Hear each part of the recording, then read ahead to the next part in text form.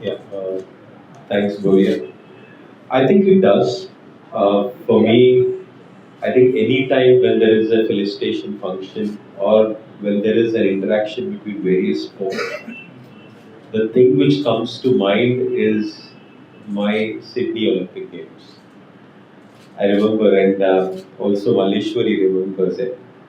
Uh, I lost my match. I came back from the Olympics, Olympic Games village, Olympic Games venue to the village, and then it was almost late in the night, and Maleshwari Didi, as I call her, she had slept by then. So she remembers me as somebody knocked on the door at 6 o'clock in the morning.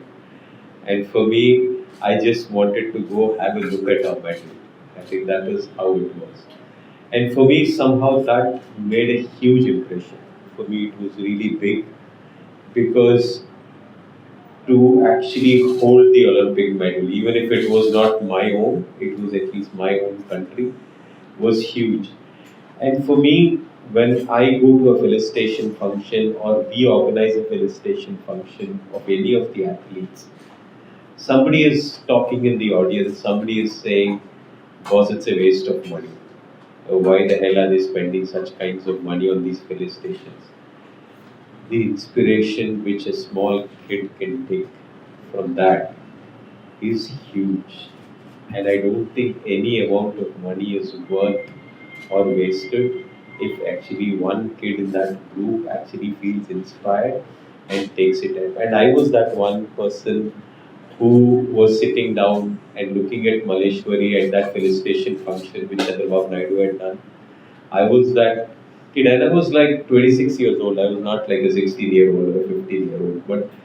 But for me, that inspiration was huge. And even today, when I look at Olympics, I think I remember that kid in me who went to hold that medal and feel so inspired with it. I think when I look at an event like this, when I look at this talk about having other sports persons meet you with different sports, I just feel there's a lot to learn.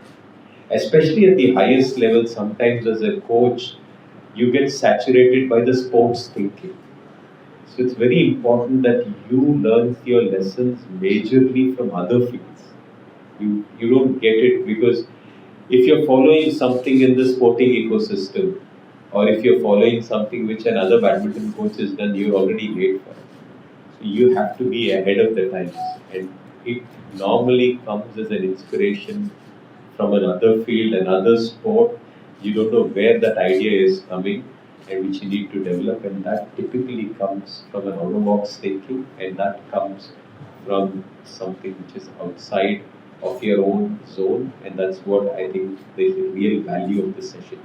It would be fair to say, as world number ones today, that they definitely are a prospect to win at the highest level, and they're a young, solid pair.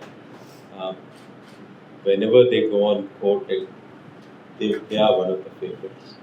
Yes, of course, it's a few months away, and it's a big event, and in sport, many things can happen. But today, if I were to pick across sport, across countries, any one pair, which is the pair to beat at the Olympics, I think it will have to be Sathi. Sindhu? I think she's delivered in the past. She's a fantastic player, and the way she played at the BATC gives us hope that she will continue her form. Of course, the next few tournaments will be a test to where she stands. But I do believe that although she has two Olympic medals, she has age on her side, and I think she can definitely be a medal prospect for us in that. And today I